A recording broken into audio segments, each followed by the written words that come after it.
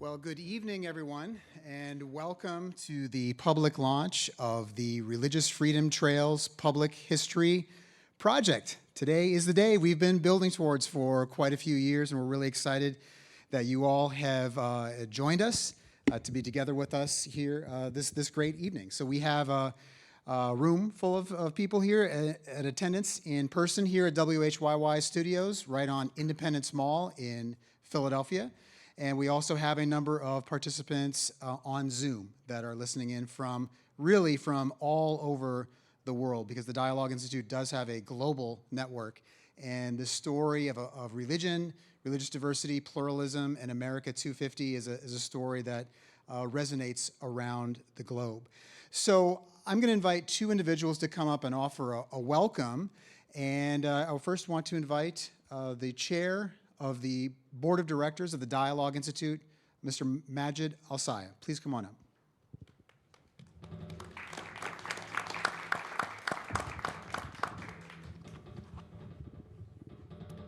Good evening, everyone. Welcome. I just am delighted to see you here and want to welcome you on behalf of the Board of Directors of the Dialogue Institute. I've been on the board for longer than most people should serve, but I can't seem to get away. I think I might be coming up on my 17th or 18th year. But I do want to mention, I think everyone here is aware that we lost our founder, Dr. Len Swidler, a few months ago. His family honored him with a religious service on Thursday, and we owe him so much. I have had a major shift in my own focus in life and in my work because of what I've learned from Len. I've been not a formal student of his, but I've learned much of what I know about intercultural, interfaith dialogue, and I'm pretty much practicing it full time now at this late point in my own life. So I'm indebted to him, and I'm so proud of the work that Dr. Kruger has been doing with his team. They've really taken the Dialogue Institute up to the next level, and I want to give him and his team a hand, please.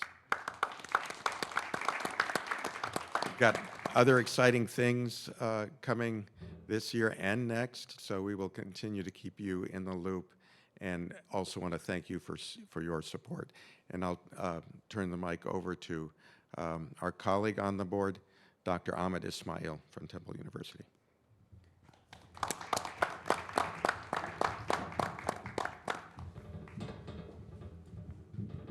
Thank you very much, Majid. And I, again, want to recognize David for what he has done so far at the Dialogue Institute. I've been on the board for about 10 years, and I always say, why is someone from dentistry is on the Dialogue Institute? When I first arrived at Temple, I started a program joined a program called the Bridge to Peace, which brings Israeli and Palestinian students. And we hosted them for several years, and we're still hosting the Israeli students at Temple. Because the dialogue is an art and a science, and when you practice it, you start to respect and appreciate each other. And that's very important today, especially in the city of Philadelphia, which was founded really for religious freedom. The founders, William Penn, came here with the Quakers to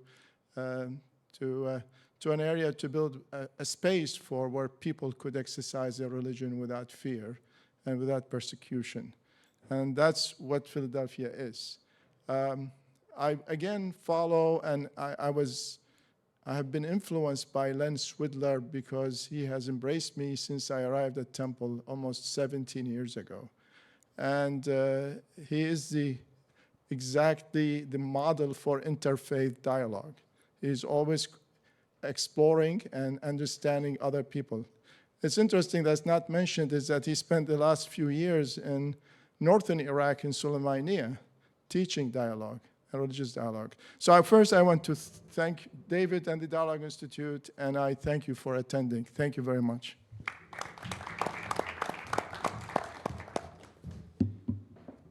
Well, we're excited to tell you a little bit about our larger Religious Freedom Trails project tonight. Tell you a little bit about some of the background. I did my graduate studies at Temple University's Department of Religion, where I first TA'd with Dr. Swidler, I think back in 2006, so that was 20 years ago that I began TAing with him. And one thing that impressed me about him was his intense curiosity about others and willingness to engage in conversation. And that intense curiosity was something that was very contagious, and it really kind of set a fire in me and has influenced my work still to this day. So out of the Department of Religion at Temple, there was a really amazing course called Religion in Philadelphia. A couple of amazing scholars from Temple, Terry Ray, Elizabeth Hayes Alvarez, were instrumental in creating that course. And I taught it several times, and one thing that I noticed in that course is I would bring students out to Philadelphia streets to show them about these things we were reading about in the textbook.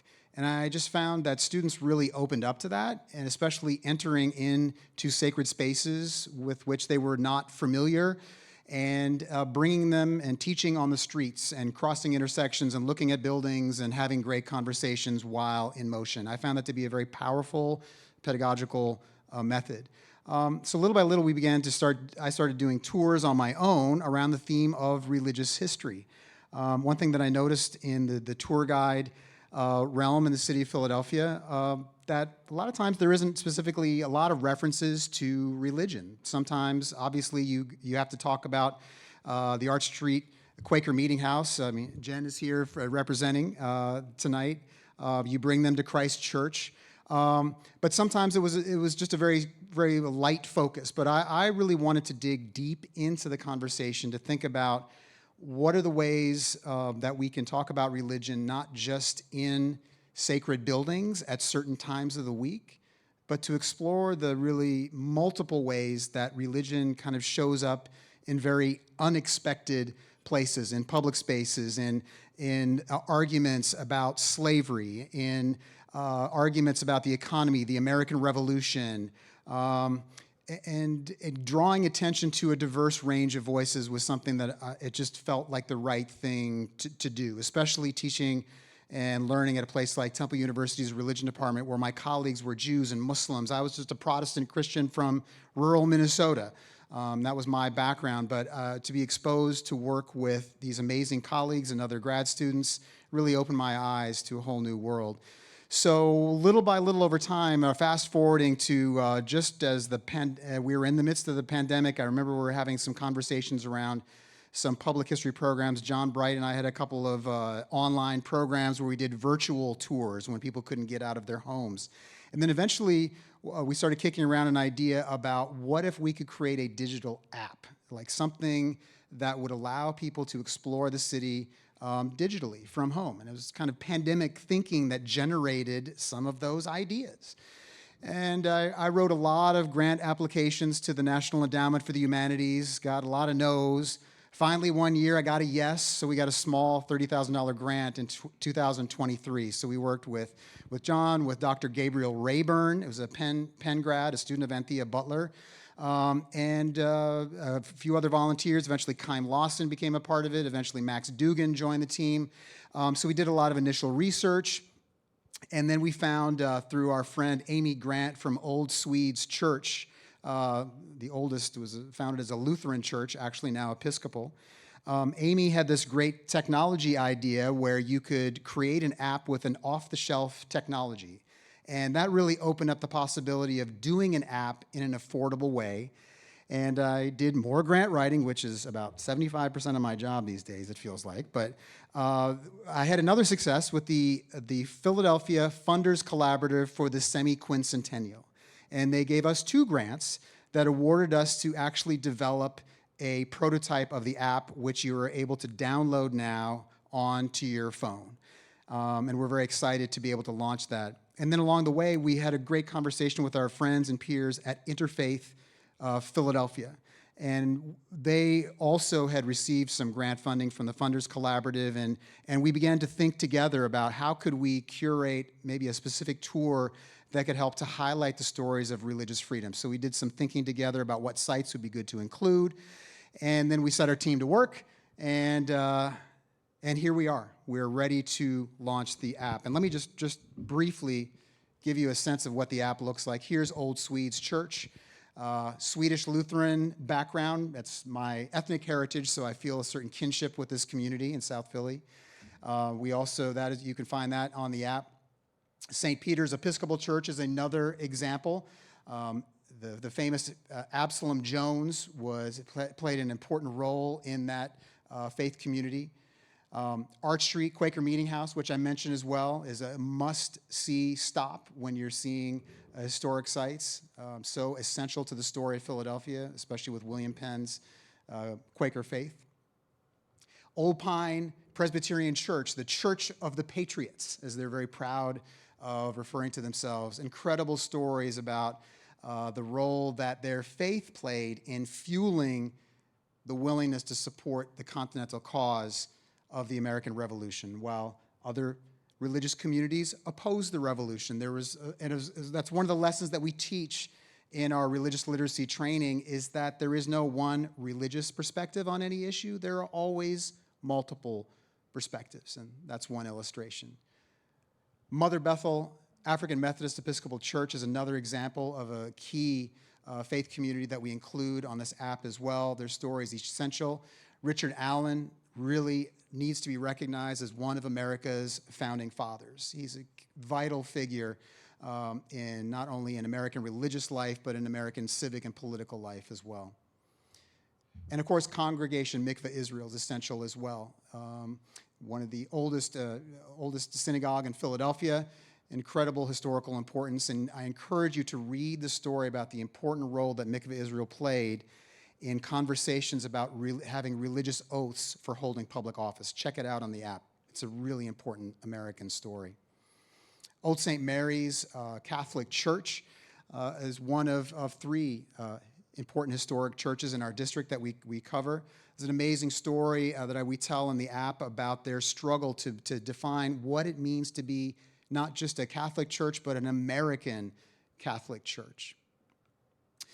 And then finally, as I suggested earlier, religion is practiced in all kinds of places, and it shows up in all types of domains and venues. So throughout the app, you'll hear stories about religion in unexpected places. And not just stories of vibrant faith, but stories of people not buying into faith, free thinkers and deists, and multiple ways and modes of thinking about religion. But nonetheless, it's a part of that American fabric. You'll see on many of the historic sites in the Old City District the Religious Freedom Walk banner. And this is a partnership between Interfaith Philadelphia and the Dialogue Institute. Interfaith Philadelphia put together, and Mary Ann, who's here, did all the design work for it, and put banners out on all of these congregations that have QR codes. One QR code goes to their website, where they're hosting a number of fascinating events throughout the year. The other QR code will allow visitors to download the app. And Partners for Sacred Spaces as well is involved in promoting both of our events. A couple events that we have as the Dialogue Institute coming up. We're looking forward this coming Sunday to a program called Black Jewish History, Dialogue, and America250. Talk to me after the program. I'd be happy to give you some more details about that. On May 2nd, we have our very own tour guide, Chaim Lawson, is creating a tour called Religion and Freedom in Historic Germantown, because we all should remember that not all the historical things didn't just happen in Old City, they happen all around us. So don't forget about Germantown. And then finally, for now, June 22nd, Professor Fia will be featured in a program at Christ Church. Religion and the Founders. Will reveal the title of the lecture soon, but it will be something you won't want to miss. And then finally, we're also offering an online course, a 3-session brief course on the role of religion, history, and the founding of the U.S. You can join me on Zoom for 3 sessions in June. Special discount for our tour guide friends as well, because we want our tour guides to be able to have access to some of this knowledge and this app to be able to share with the millions of people who will be visiting our city for America250. And I'm announcing this publicly for the first time tonight. We are in the midst right now of creating a mini documentary featuring Philadelphia as a character in the story of American religious freedom, working with Andrew Henry from Religion for Breakfast, a major religious literacy website on YouTube, reaching more than 1 million subscribers. So we're really looking forward to the release of this documentary. And some folks on this panel are contributing, Dr. Fia as well, doing some heavy lifting and helping us put together this documentary. We also have, as I mentioned, a tour guide training program. We had 25 people apply for this program. We have 10 wonderful tour guides, museum officials, public history folks that are engaged in our 15-module curriculum, digging deep into this topic, digging deep and researching the role of religion in the U.S. Constitution, the founding documents. What do the founders, what did they say about religion? What did they believe about religion? Looking at the myriad groups of faith and no faith in our city over time. So this is available for museum professionals and public history folks moving forward. This first cohort is amazing. Raise your hand if you were in the first cohort. Yay! We're really excited about where this is going, and we hope that it will impact the tour guides of our city in coming months. And finally, hopefully this is finally, if I remember my slides correctly, join us for a walking tour. Sign up with Chaim and John and any of our team and spend a couple of hours seeing your neighborhood, seeing the city through a new lens. If you're watching on Zoom, you're from around the country, around the world, come to Philadelphia. We would love to host you and show you around this incredible city. And here's just a brief listing of some of the scholars that have informed our thinking over the years. Zain Abdullah from Temple, Rabbi Lance Sussman, Kirsten Fisher, Reverend Norwood, Katie Ox, Elizabeth Hayes Alvarez, John Fia, Gabriel Rayburn, Terry Ray, Anthea Butler, and Reverend Mark Tyler, of all have their scholarly imprint somewhere in this project. And some acknowledgments of some of the many hands that have been at work and researching and creating the app. We've had interns from the LePage Center at Villanova, the McNeil Center at Penn, and of course our wonderful Temple University interns as well. And Chaim and Max and others in this room have contributed mightily to creating this material. So without further ado, let's turn to the reason you've come here tonight.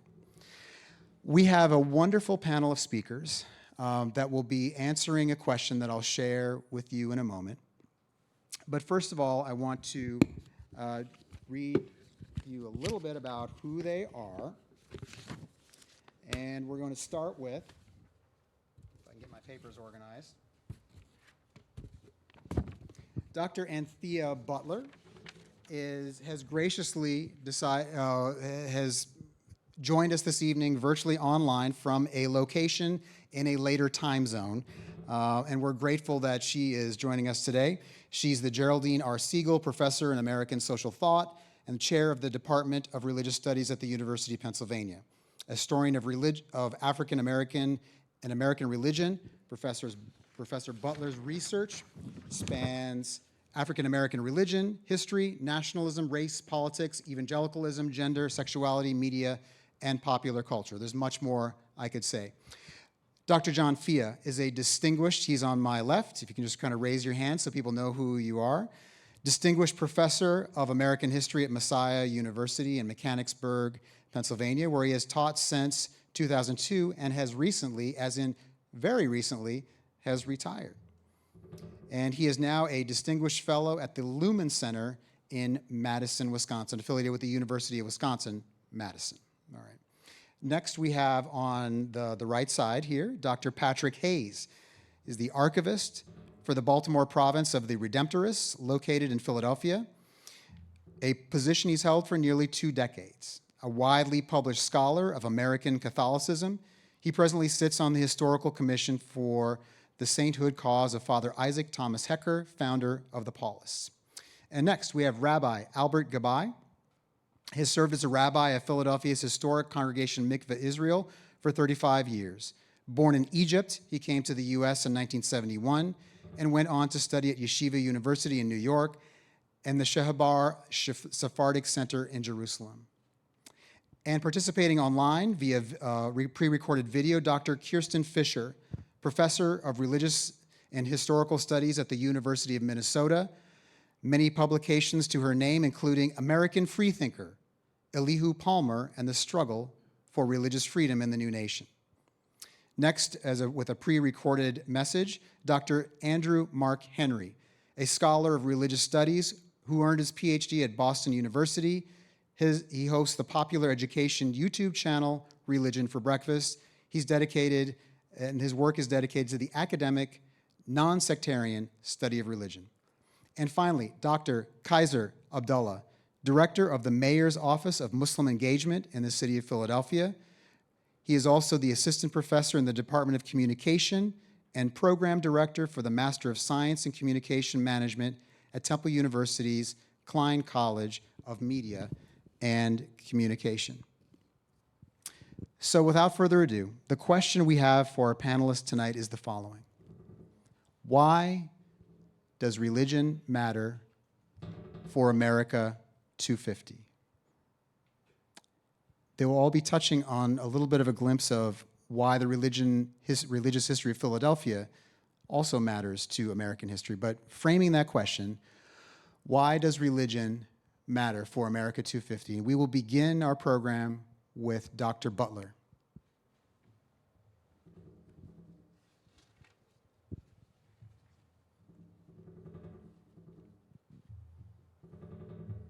Good evening, everyone. Thanks for having me this evening. I will say that the undisclosed location that I'm talking to you from is actually really important in the history of Philadelphia. I'm speaking from the UK, and it's kind of because we had a little battle back in 1776 that made religion very important. But let me talk about my home city, the city of Philadelphia, which I love, and why religion is important. And I'm going to give a quick overview, and I'm sure some of the other panelists are going to touch on some of the things I say. One of the reasons why religion is so important for the 250th anniversary of our country, Philadelphia plays a huge role in that. If we can think about how Philadelphia began as an experiment, the holy experiment, the city of brotherly love, and sometimes, as we like to talk, tag it, this, sisterly affection. William Penn had a vision for Philadelphia. And in some ways, that vision for Philadelphia has been realized, but in many other ways, it hasn't been. But I think what we need to do is think about how many things in Philadelphia historically have really affected this country. We can think about the times where Catholics and Protestants were at odds with each other in the streets, and Jesuits had to hide their church because the Catholics were banned in Philadelphia. We can think about how African Americans and enslaved Africans mixed in there, slave and free, to make their own churches. We think about Richard Allen with Mother Bethel AME Church and Absalom Jones. The AME Church started in Philadelphia with Mother Bethel. And if we think about that, that was actually one of the first big battles that happened to get the denomination incorporated in Philadelphia. We also had many people thinking about this, from the enslaved who wanted to go back to Africa, from those who wanted to stay and do something in Philadelphia, to the Civil War, how religion played out in Philadelphia, where you can walk amongst the graves and cemeteries there of war heroes. And all of this becomes an important part of how we think about religion in Philadelphia. But when I think about religion in Philadelphia, what I think about is innovation. I think about the various religious traditions that happened in Philadelphia that other places would have had a hard time coming up with. We think about how people came, whether we're talking about Father Dedine or Moorish Science Temple, or all of these different religious groups that found a foothold in Philadelphia in the late 19th and 20th century. We think about Theosophists, or we think about Madame Blavatsky, where some of you may have gone if you're in Philadelphia. You've gone to the White Dog and you didn't realize whose house that really was. We have a rich history in Philadelphia, a history that is one that points to the past, but also lays a point for the future. And that point for the future is very important. How do all of these religions stay together in one place, appreciating each other, respecting each other, learning to live together? And I think that's one of the things that this app can do to help us see the religious diversity that is on the ground in Philadelphia, where we think about religion as not just a thing that we do, but a thing that we live and believe. We think about how the beginnings of Catholic education started in Philadelphia. And so when I think about all the Americanists who usually talk and try to put other cities in the focus of this is the most religious American city, I would submit to you that Philadelphia, not just at the 250th, but since its inception, has always been the most religious city in Philadelphia. First for its innovation, second for its piety, also for the ways in which people, both enslaved and free, lived, also in the ways in which we have tolerated religious belief and non-religious belief. There are very few places you can go to in this country and find where Anabaptists first began to baptize people because they came from the new world, the old world into the new world to seek freedom and religious freedom. And religious freedom is what this is all about. And so I want to encourage you, as you listen to all of us today, to think about the ways in which religious freedom, whether you believe or not, has influenced this country and also made Philadelphia the place to be at the 250th anniversary of this country.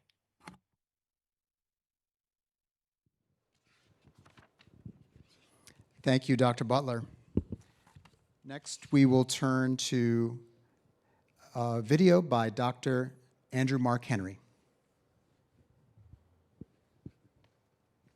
Religion matters for America's 250th anniversary because religion is where questions of freedom, fairness, and belonging get worked out in real time in public life. And a lot of that work happens through courts, schools, legislative bodies who are always trying to figure out what to do with religion. And to see what I mean, I want to start with a question of profound national importance. Are tomatoes fruit or vegetables? I promise I'm going somewhere with this. I know some of you who are very fun at cocktail parties are thinking, well, technically speaking, a tomato is the mature ovary of a flowering plant containing seeds, and thus is, botanically speaking, a fruit. As a fellow very pedantic human who's also very fun at cocktail parties, I see you.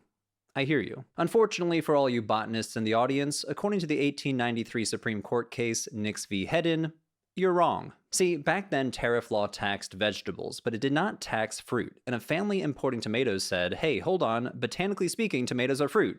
We want our money back. So the case goes to court, and what do? They look up dictionary definitions of fruit and vegetables in court. They acknowledge the botanical reality that, yes, tomatoes are, technically speaking, fruit. But then they bring in expert witnesses. No, not botanists, produce sellers. People who actually buy and sell these products. And the question becomes, how do ordinary people use these words? And the court determines there's no technical trade definition distinguishing between fruit and veggies. And so Justice Horace Gray decides, well, then the law should follow ordinary language, how people actually use these words in everyday life. He said, botanically speaking, tomatoes are the fruit of a vine. But in the common language of the people, all these are vegetables which are grown in kitchen gardens, and which, whether eaten cooked or raw, are usually served at dinner, in, with, or after the soup, fish, or meats, and not like fruits, as dessert.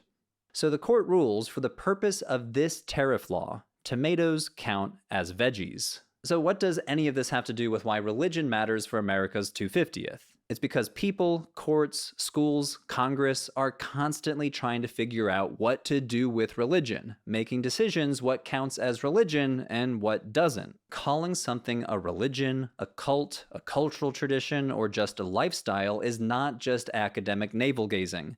That label can grant legitimacy, legal protection, moral authority, or institutional recognition, and it can just as easily deny those things when that label is withheld. This is exactly what's happening in that tomato case. The Supreme Court was not trying to discover what a tomato really is in some scientific or platonic sense. It was deciding how tomatoes needed to be classified so that the tariff system could function smoothly. In both scenarios, the category of fruit or religion exists to serve practical political interests, to make certain arrangements seem natural, reasonable, and necessary. When a football coach leads a prayer before a game, courts have to decide, is this religion or is this a cultural tradition? Is it protected speech or is it state-endorsed religious activity? When public schools introduce yoga programs, courts need to figure out whether yoga should count as religion or as exercise. That decision determines whether a school district is violating the Establishment Clause or just offering physical education. When Christmas displays with Mary, Joseph, and baby Jesus appear on public property, courts have to answer, are these religious endorsements or neutral seasonal decor? Or what about Sikhism? No one seriously argues that Sikhism is not a religion. It counts, so to speak. And yet, Sikhs have repeatedly needed to fight case by case for the right to actually live as Sikhs in public American life. Can you serve in the military and keep your articles of faith? So recognition on paper doesn't automatically translate into full participation in practice. A tomato can be a vegetable for taxes and still be a fruit botanically. And Sikhism can count legally as a religion while still being treated differently as an exception in daily life. All of these examples reveal that in a pluralistic society like the US, we are constantly negotiating recognition and belonging. The institutions that structure American life, our courts, our schools, our public spaces,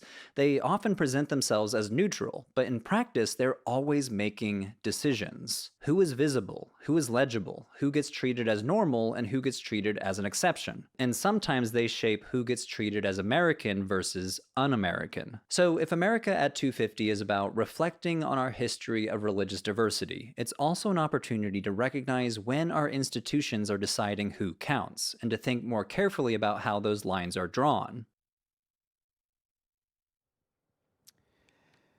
Thank you so much. We are next going to turn to Dr. Patrick Hayes.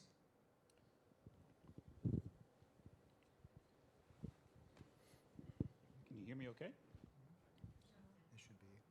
You can use this for now. Okay. It's good. It should be. So we're live. Oh, there we are. Great. I'm a little bit of a anomaly on this panel. I'm a working archivist, so my perspective may be a little different, but I do pay attention to history quite often, and I'm a scholar of religion. That's my my educational background. But I want to go back to my boyhood. You have to imagine an 8-year-old child growing up in Massachusetts, in the western part of the state, and about 1974, 75, his mom, whose marriage was breaking up, decided to do something for her kids. She wanted to re-wallpaper the bedroom. The wallpaper was kind of ordinary and bland. She knew that the bicentennial year was coming up in 1976, so she put a bicentennial-themed wallpaper on the bedroom walls. It was supposed to be educational for the kids. But there, between the Minutemen and the flags and the cannons, were the gold lettering of the names of the 13 colonies. So that was kind of an interesting thing to wake up to, and not so much Massachusetts, because I was familiar with that, but there was this really exotic one called Pennsylvania, and I thought to myself, one day I want to go there, and here I am. The interesting thing for me as a scholar of religion in America is not so much the wallpaper and how that might speak to one child's experience of religious freedom. It's what was overlaid on the wallpaper. Great big crucifix with palm branches and a big portrait of John F. Kennedy. So as a Catholic growing up in Western Massachusetts, this is a kind of familiar trope, but the point I want to drive home here is that from early on, you get a sense of how religion and politics can be intermeshed. I've never lost that insight growing up, and it certainly shows in my work. I want to impress upon not only Dave, who's developing a really significant tool for our city and for the country, the importance of source material as it informs the tour guides and the development of the app. Here in our region, we have an enormous bounty of religious archives, not just my own, but I really want to point to the Philadelphia Archdiocesan Historical Research Center.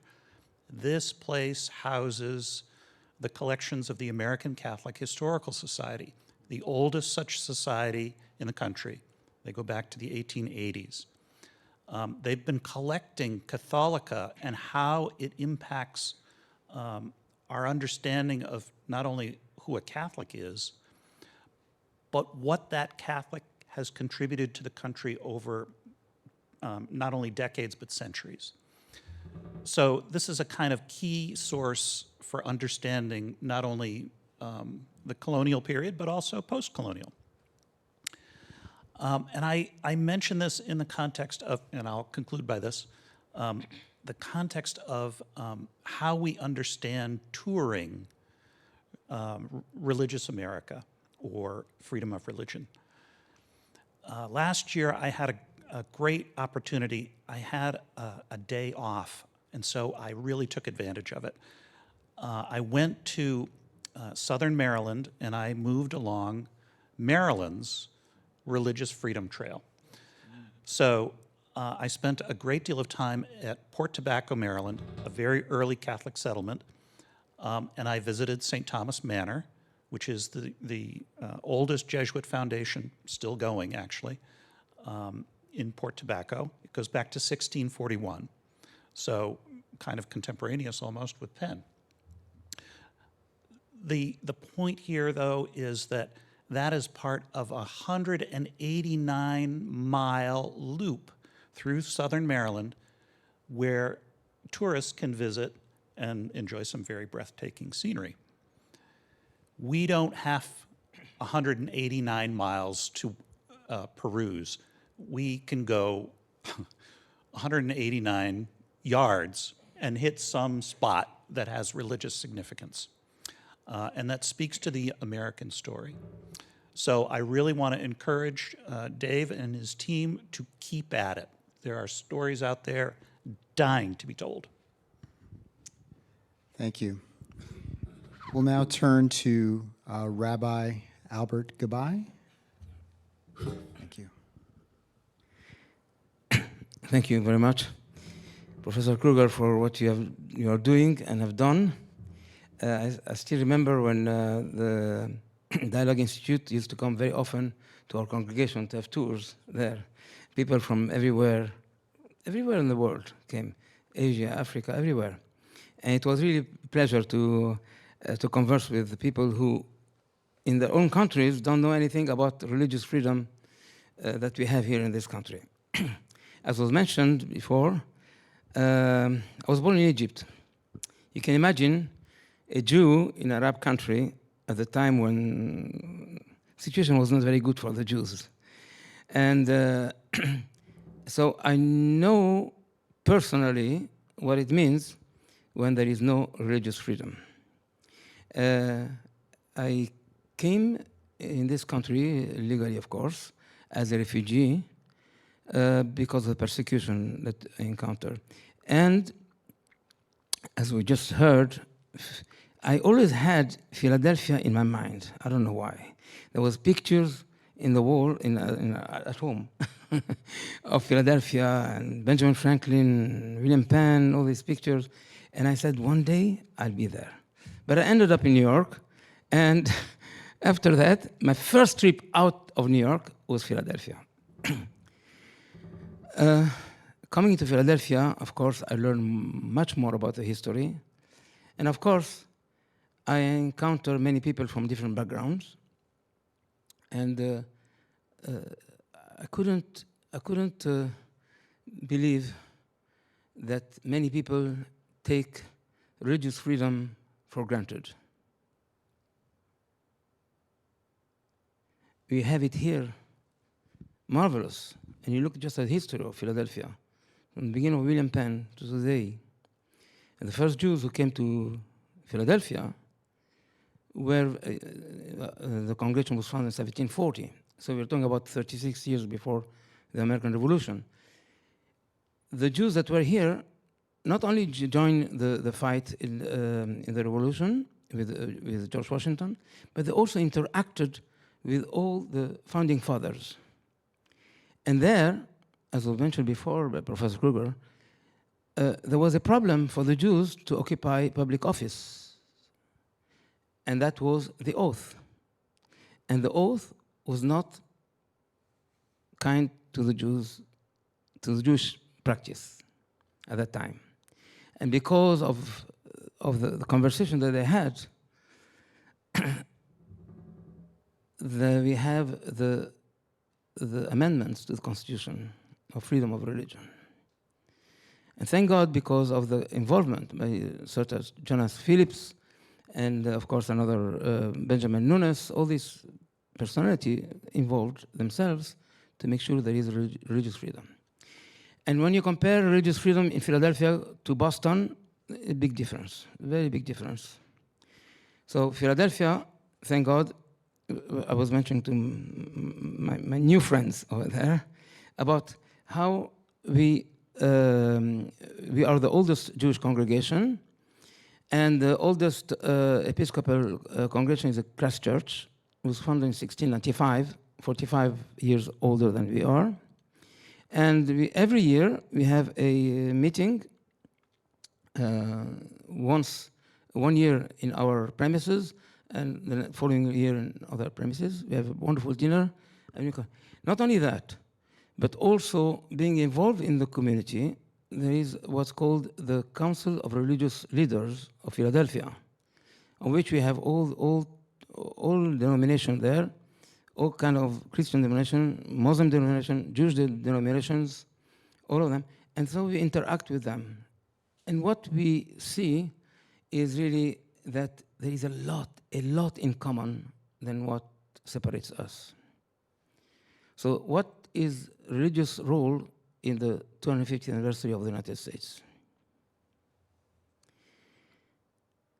Religion, or no religion, but mostly religion, gives you a sense of cohesion, a sense of structure, a sense of discipline.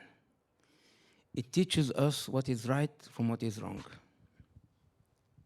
And a person that is religious in the sense of practicing whatever religion it is, knows what are the limits of what is good from what is bad. And when we do good, society is much better. It's very obvious. I'm saying things that everybody knows. I'm not inventing anything. But that should work as a very important way of understanding that this 250th anniversary in Philadelphia, the birth of our country, must involve a lot of interaction with all types of religions, so that when all these visitors are going to come here, they're going to say, "Oh, you are homogeneous." I say, well, yes and no. We are homogeneous because we are together, but we still have our own different practices. Yet we have one goal, and that goal is to have a wonderful society, not only now, but 250 years from now. Thank you. Thank you so much. Our next speaker is Dr. John Fia. Yeah, thank you. I am the early American historian, I think, of the group who has studied Philadelphia and religion in early America for a while. What is a 250th celebration, right? We're all searching right now this year for what historians might call a usable past, right? Tapping into the history of this nation, not only to remember, but also to think about where we're going forward. I think, Anthea Butler mentioned that in her comments as well. How does the past help us to think about not only the present, but also about the future? I've been reading a little bit about the bicentennial, 1976. And what strikes me the most about the bicentennial as a historian who studies American religion is just how little religion was brought up in 1976. Religion was not even part of the conversation in 1976. And I think because it wasn't, I think there was a door opened since no one was talking about religion from what I would argue, at least, maybe people would disagree, a responsible position, a responsible way of thinking about religion in early American history. I think it opened the door for a certain kind of interpretation of religion and the American founding that moved on through the late 1970s into the 1980s, 1990s. America was a Christian nation. America was, today we associate this with Christian nationalism and so forth. I think it's largely because a lot of the really good scholars at the time and people who were not conservative evangelical Christians were not really paying attention to religion, and the Christian right seized the narrative on that. So by the time we get to 2026, we are now back in a huge debate over what is this usable past, right? How are we using, in this case, religion and the 250th to promote this or that political, cultural, national kind of agenda in the present? If you look back at the way in which the Christian right sees that conversation in the 1970s and 80s and up through today, it was a very New England-centered narrative that they embraced. This was, I think, largely because most respectable academic historians studying 18th century America were really just writing about either Virginia or New England. It was Cavalier and Yankee, right? You had the Jeffersons of the world, the James Madisons of the world, the Patrick Henrys, the George Washingtons, right? They were trying to figure out their historic roots tied to tobacco farming, to slavery, and so forth. And then you had the Yankees in New England who were, bringing this Puritan heritage, this city upon a hill kind of idea into the mix. So I think a lot of academic historians, respectable academic historians, were just writing about New England and Virginia. But the Christian right, most of them amateur historians who were not trained in the discipline of history, began to embrace the New England model. So if you hear sort of these kinds of narratives that are put out there, America, as they like to define it, is born in Plymouth in 1620, right? The Pilgrims come over. And then maybe you add 10 years later the Puritans. They are different. They're both Calvinists, but they're slightly different. Who found Massachusetts Bay Colony a decade later. And in this narrative, you have a story of America that is New England Calvinism, New England Providentialism writ large, right? The country is an extension of the New England ideal, the New England value. Well, anybody who knows anything about 17th and 18th century New England, especially 17th century, you know that there's not a whole lot of what we're talking about today, religious diversity going on there. The classic example of someone who tried to challenge the authority of John Winthrop, the governor of Massachusetts Bay, ended up in Rhode Island. His name was Roger Williams, and Rhode Island became a kind of bastion of religious freedom, where you have the longest existing synagogue, the Torah Synagogue, there, just as one small example.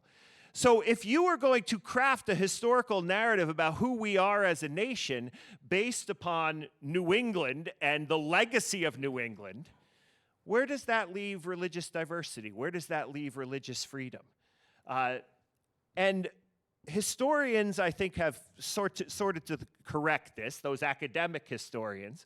But in some ways, it is the middle colonies, and specifically Pennsylvania. I taught a course on Pennsylvania history for 20 years, and specifically Philadelphia, particularly Philadelphia, where you begin to see a very different, and it's about 60 years, 70, 80 years later than the Puritans, but a very different understanding of religion and society. Again, as we've already heard from our panelists, built on religious diversity, built on religious freedom, not built on religious toleration, right? Toleration is the idea, you know, I'll crudely put this, right, for the sake of communicating it more effectively. You know, toleration is, we don't really like you being here, but we'll tolerate you, and we're not going to get in the way of you worshiping, right? But we'd rather if you wouldn't be here. That was not what Penn's vision was. Penn's vision was religious freedom, where all religious groups would be able to engage equally and worship freely and participate in the society freely.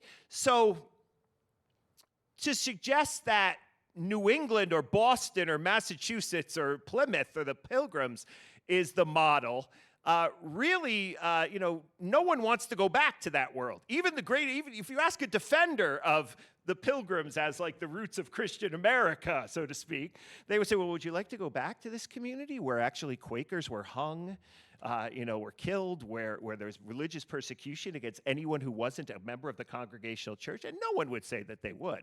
But Philadelphia perhaps provides a better template, a better legacy, right, for what we should be thinking about and what America evolved into, of course with its many flaws, of course with its many failures, right, to deliver what was on paper with William Penn's, you know, philosophy and holy experiment.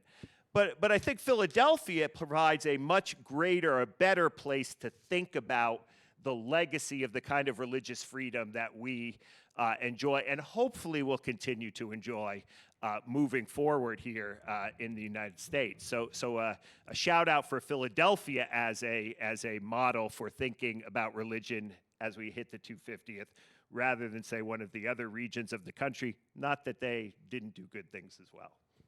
Yeah. Thank you so much. We're going to now turn to Dr. Abdullah. As I sit here, good evening, everyone. As I sit here, I ponder why I didn't go into my PhD in history in this very moment. So thank you very much to all of the historians who have raised some very significant points that I myself will be considering as I give my remarks this evening. I want to go back and share where I came from, right? So I was born in Trinidad, born to a practicing Muslim family, left Islam young because my parents left Islam, grew up as a Roman Catholic, and then reconverted to Islam before I migrated to the United States. And I only came to the US because my mom came to the US and filed for us, came here with my green card, had no desire to be in the United States, zero, right? For various reasons which I had no desire to be in the United States. So I remember coming and telling my mom, I'm going to be here for 1 year, and then I'm leaving. And the only reason I came to the US is because I had recently converted to Islam in Trinidad, and someone said, you have to go to the US as a sign of gratitude to your mother, because you can't not go, and she's done all of this for you.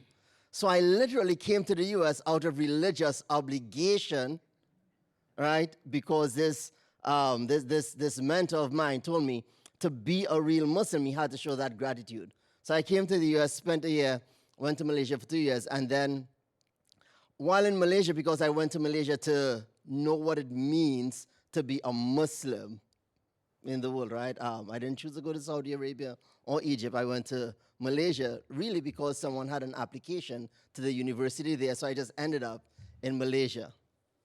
And while there, I'm living among folks who identify as Muslims and live as Muslims. And a number of my professors who I'm studying with had studied in the United States, right? So they were in the United States. They came from the United States, studied there, left Malaysia, came to the United States, got their degrees, and went back to Malaysia to teach. And they're asking me, why are you here? Like, you had it there, why did you come here to study when you could have done all of this in the United States? So I left Malaysia, not only because of what they said, but because I had no money. So I left Malaysia and I came back to Philadelphia. And we know that Islam, or the Muslim community, was conspicuously absent from the early slides, right? However, I'm going to bring it a bit more contemporarily now, that when we think of Islam in Philadelphia, Muslims in Philadelphia have an experience that is relatively unique to any other place in the United States, except maybe Detroit, right, which some would argue. But I would also argue that black Muslims in the United States have a unique experience in Philadelphia that cannot be compared to any other city in the United States. So when folks ask me, why do I stay in Philadelphia? Will I ever leave Philadelphia? I ask myself, where would I go and still be as comfortable as I am right now in Philadelphia? Early on in my career at Temple University, shortly after I'd gotten married, this was right after 9/11, I wanted to travel out of state, take my wife on an anniversary trip for the weekend. And I asked one of my student, my teaching assistant, I just want to go up to Lancaster, drive through, heading up in that direction. And he said, before you do that, because my wife, she has on a khimar, she covers. He said, before you do that, let me call home and see what my friends say about you traveling there. And he came back and said a few days later, I don't think you should go in that direction right now. So when folks ask me, where will you go? Will you consider living outside of Philadelphia? Even from that very early on impressionable idea of what it means to be Muslim in the city of Philadelphia, it's very difficult for me to see myself even venturing beyond the Philadelphian borders, right? And still feel very comfortable being Muslim in the United States here. However, as we talk more about this, when we ask the question, so why does it matter to think about religion 250 years after the founding of the nation? Part of the answer asks us to really think about Penn's Charter, right? And that when he included this idea of freedom of religion centered on those who identified as monotheistic, yes, Muslims and Jews were included there in general, but we understand that they didn't have the same privileges as those who identified as Christian at that time. So the founding was beautiful and expansive and rich, but somewhat incomplete. So here we are 250 years later, and we understand that Muslims have been present in the region for a very long time, right? Some historians argue that between 10 and 30%, a big range of those who came over on the transatlantic slave trade identified as Muslims. And when we think of Washington Square, if my direction serves me correct, right? When we think of Washington Square, and we think of those who are the descendants of the enslaved people when they were doing their rituals right there in Washington Square, some argue that the Muslims may have been there where they be doing a call to prayer or different other burial rituals and stuff like that right there in Washington Square. So when we think of Muslims in the city of Philadelphia, it is not a new addition to it, but it's one of those additions or one of those elements in the city of Philadelphia that is somewhat muted at times, but still very much present in the early days of the founding of the nation. We fast forward to, I would say, around in the 1950s and stuff like that, when we think of Malcolm X and Temple number 12 right there on Lancaster Avenue.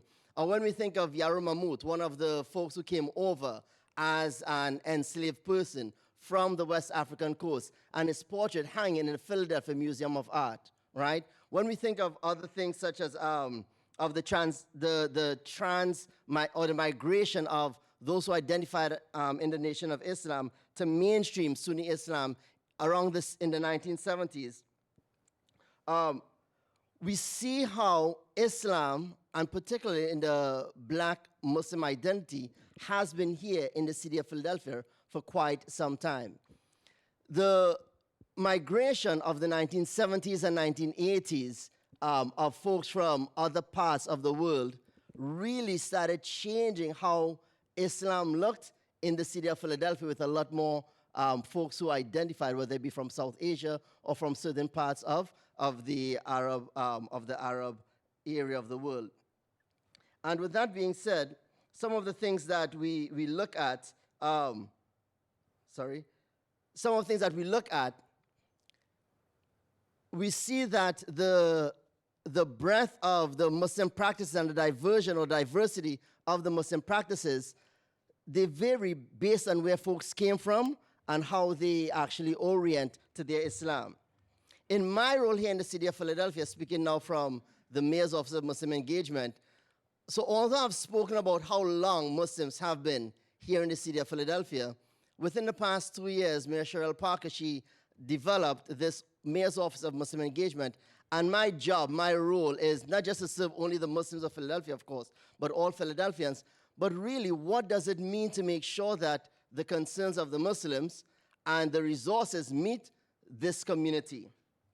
So when we start building on this community, what becomes very clear is that faith in this city of Philadelphia, it is not abstract. That Muslims and the Muslim community, we show up, or they show up, in so many different social service movements and places throughout the city of Philadelphia. During my role on the board of Interfaith Philadelphia, one of the things that we saw a lot of was exactly how we can continue to engage and emerge and create community because of the differences. When Rabbi spoke about how we have more similarities than we have differences, this is something that resonates really deeply in terms of what do we look at when we start talking about what does religious freedom start looking like here in the city of Philadelphia 250 years later. The Prophet Muhammad, and this might be the only theological thing I'll mention tonight, not to make this a faith argument per se, but the Prophet, peace be upon him, he taught us that the most beloved people of God are the ones who are most beneficial to the people. So what I would say religious plurality or religious diversity here, or religion means here, in the 250 years after the founding of this nation, is asking the question, how beneficial are we, irrespective of where we come from in our faith tradition, how beneficial are we to the residents here in the city of Philadelphia? And as the rabbi mentioned earlier on as well, that our religion gives us this moral clarity, this base by which we can make those decisions as to how beneficial we are really being from a religious and spiritual perspective. So I'm going to end with that if we can do anything to strengthen that here in Philadelphia, a city whose religious diversity is both in its history and its present, then we have to honor the founding on which we were built, and then also ask what makes it incomplete, and how do we continue to do that work to make it more inclusive of all of the traditions in this moment. Thank you so much. Our final presentation is a pre-recorded presentation by Dr. Kirsten Fisher from the University of Minnesota. Elihu Palmer was a religious freethinker in the early American Republic who was eager to share his unconventional idea that the universe is an interdependent web of all living things, that everything is made of the same substance, atoms in eternal motion. Palmer came to reject the supernatural elements of Christianity, and in 1792, he went so far as to advertise in a Philadelphia newspaper his upcoming speech against the divinity of Jesus. His critics saw him as a threat to the new nation. Everybody understood that a democracy requires that virtuous citizens choose to uphold the law and comply with the norms of civility. And at a time when most people assumed that morality required a religious foundation, Palmer thought he had found another and better ground for moral conduct, namely the idea that everything one does to a part of the creation, one does, in a sense, to all of it, including to oneself. Even after Palmer was blinded by yellow fever in 1793, he continued to travel to give public lectures and even publish a book on these ideas. In the 1790s, free speech had not yet been legislated, and the First Amendment could not guarantee freedom of speech. In fact, blasphemy laws remained on the books in many states and were sometimes put into practice. But Americans like Elihu Palmer saw the First Amendment as aspirational in a broader sense. His lectures, his publications expanded the bounds of public speech in everyday practice. And in fact, he was part of a vibrant community of freethinkers who were doing this. His life demonstrates that the United States was born with divergent impulses. On the one hand, there was this irrepressible religious pluralism, diversity, but there was also a growing public dismay or anxiety about the public expression of this religious diversity. So religious free thought in the United States developed in tandem with the efforts to contain it, and Palmer was an early forerunner of those who were willing to push against the bounds of what could be said in public. He was a strong advocate for religious freedom in the public sphere. We've heard some really incredible presentations from persons coming from many different methods, approaches, historical approaches, religious studies, anthropological approaches, faith-based perspectives, different types of ways of thinking and knowing and encountering the world. We're going to turn just for a moment to allow our panelists to exchange with one another. If there's a question or a comment or something else to add, I wanted to specifically highlight Dr. Butler and Dr. Fisher, who are participating remotely, and I would invite either of them to offer an additional comment or a question. No, I'd just say thank you to the panelists because I think it's really important. All of the things that you said have really brought together a really great picture of why Philadelphia is important for the 250th anniversary of the country.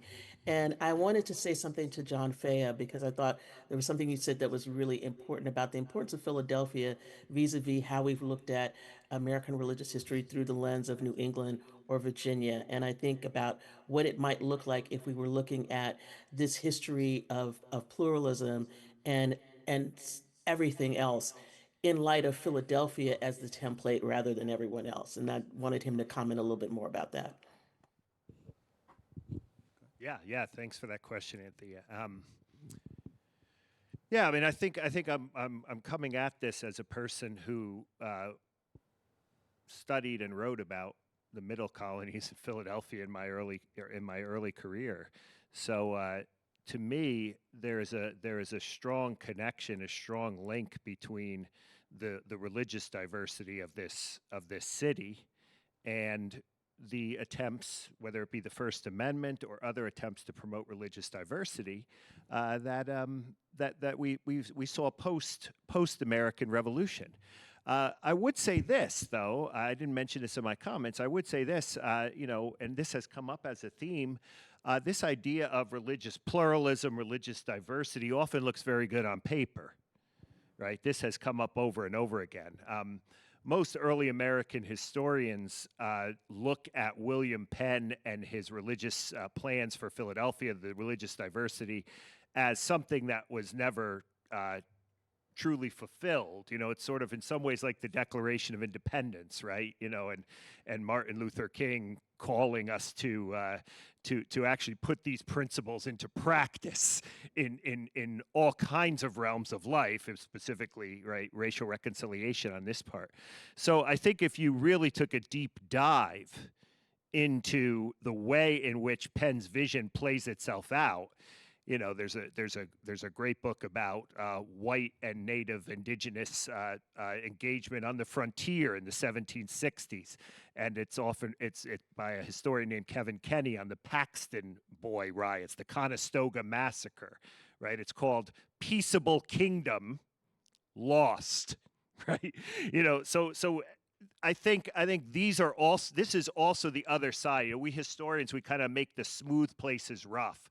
It's very important to celebrate the religious diversity, but as a historian, I think you also want to look at all the different ways in which, and again, we've heard this from the panel, right? All the different ways in which these ideals that are good to celebrate on the 250th also is still a work in progress, like all history, right? It's a work in progress to try to fulfill the values and ideals of William Penn. And if we were to keep going, I would say even William Penn himself, in some of his own personal convictions, especially about race and slavery, as well as a few other things, may not necessarily look that great either when we put them up to a microscope. So thank you, Anthea, for the opportunity to at least kind of nuance that a little bit. Yeah. Thank you for that. We also want to acknowledge we have a couple of other scholars that are in the Zoom room that I can invite them to pose a question in a moment if they'd like. Rabbi Lance Sussman, I believe maybe Dr. Terry Ray is here. I think Dr. Fisher is there as well. But I'm just curious, among the panel here, would anybody else like to pose a question or a comment to something you've heard tonight?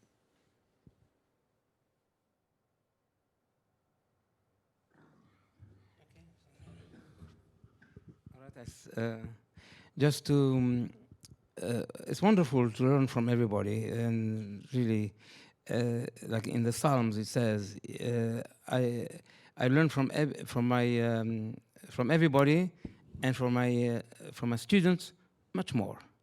So, like I mentioned before, with all these students that came to the synagogue with Dialogue Institute, and came from everywhere, we learned a lot of things, and we were amazed how the different countries have a different style, and some open, some closed.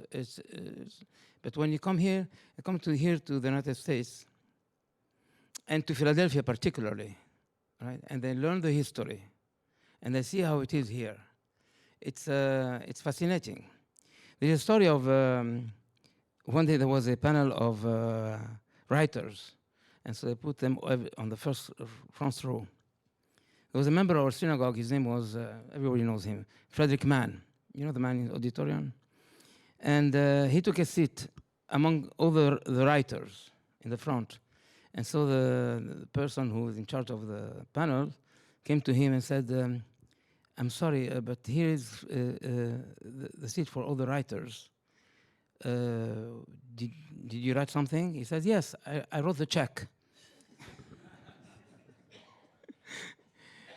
It means that people from every background comes here, and thank God they have an ability to really contribute to the society. So 250 years anniversary is an opportunity to continue what we have received. With all due respect, all the old city congregations gathered in 1976 for the bicentennial celebration, and you can even see panels in the street of Philadelphia, in Old City, where we got together, and well, because we are an old congregation, we were also part of it. And that was a spirit that existed, maybe not as strong as the 250th anniversary, but it was there. Maybe that was a seed to continue for 250 years. And so that's something to think about, that we can start a seed today for the next 250 years from now.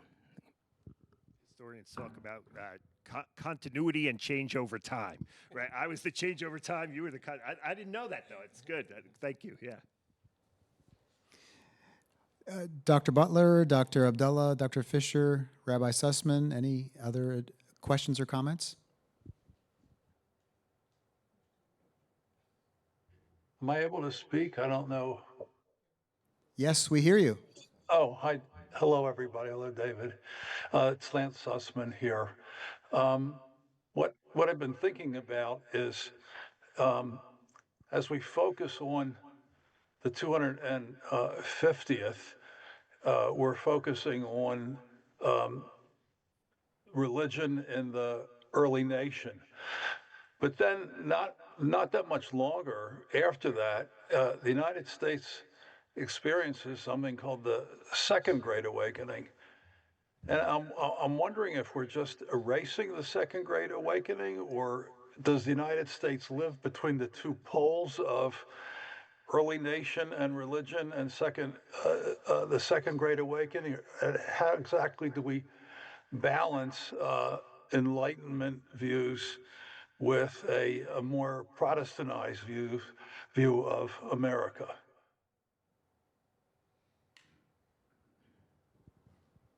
Anyone care to address that?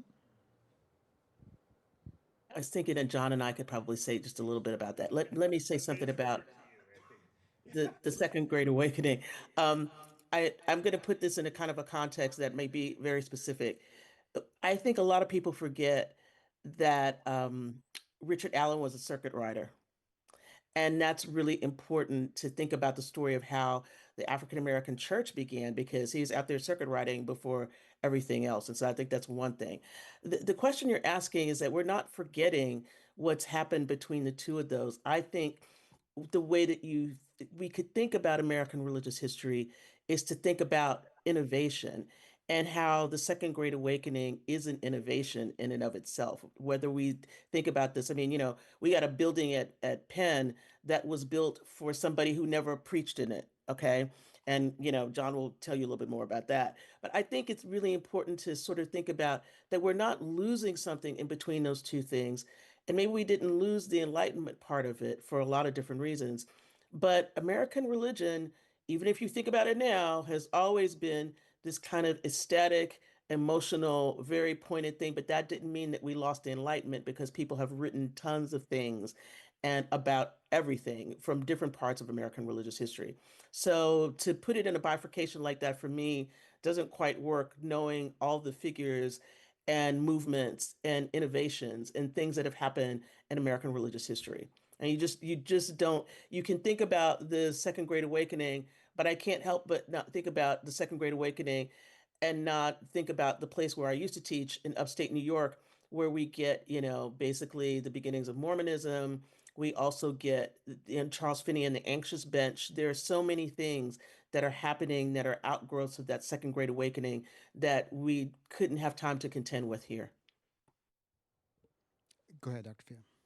Yeah. Everything Anthea said, I agree with. Yeah, just real quick, yesterday or Saturday rather, there were about I don't know, about 500 American historians in town over the weekend for an event called the Organization of American Historians, and I was on a panel really dealing with this issue about the way in which one journal, the Journal of the Early Nation, Early American Republic, dealt with various different topics, and I got assigned to talk about religion as it developed in the journal over the 50 years. So let me just, reiterate what Anthea said. One of the things that we've seen, especially over the last 10 or 20 years in scholarship, is the Great Awakening is still there, right? It's still a thing.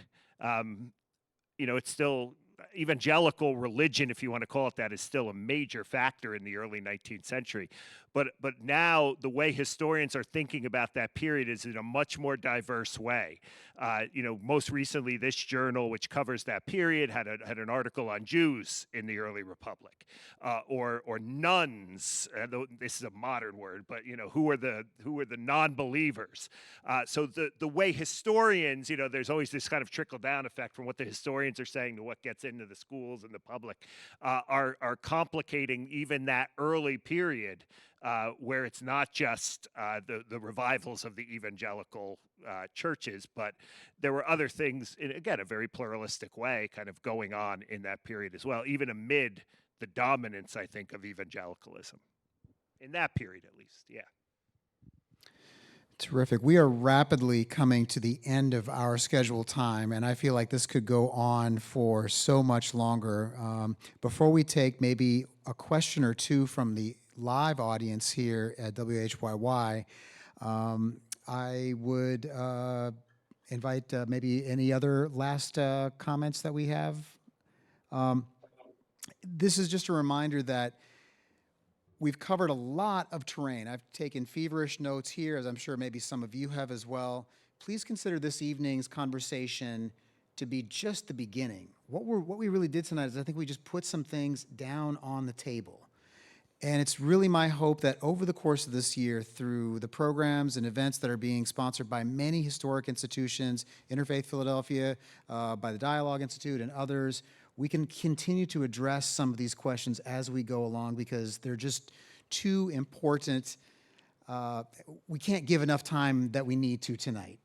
But I'm wondering if Dr. Max Dugan, if you can come up and take a microphone and you could walk around the room and see if we can maybe just take one or two questions from the floor. You mentioned Leonard Swidlard at the beginning.